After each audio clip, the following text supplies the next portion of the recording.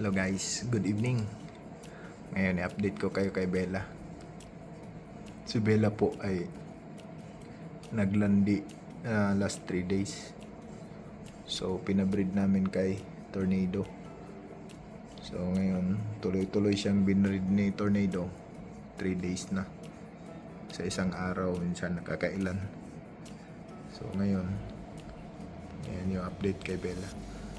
Parang matamlay siya.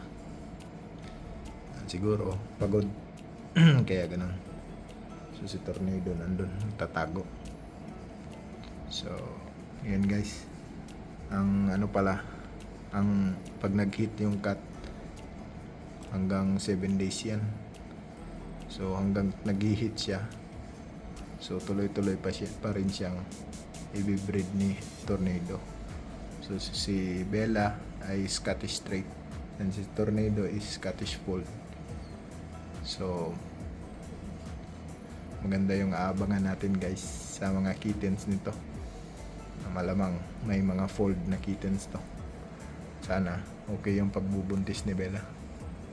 Ayan o, parang ano siya,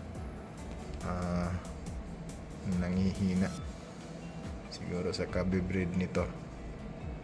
So yung gestation period ng cats guys is 63 to 67 days. So depende na lang yan kung kailan niya ilalabas yung kittens. Sana healthy lang yung mga kittens niya at sana buntis na siya. So meron din palang mga signs yan guys na makikita natin kung buntis na ba talaga yung cats. So after 2 weeks may makikita tayong mga signs. I-update ko lang kayo guys kung ano yung mga signs na yun. So ayan, sana buntis na si Bella. So yun lang guys yung update kay Bella. I-update ko rin kayo kay Pepper namin na isang Scottish Fold. So si Pepper guys is parang buntis. Ayan o, kung makikita nyo, malaki yung tiyan niya. So yung nakabreed sa kanya si Thor. So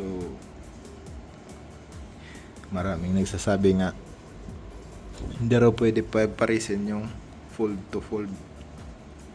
So gaya ng sinabi ko nun, itatry ko lang yung fold to fold kung ano yung kalalabasan niya.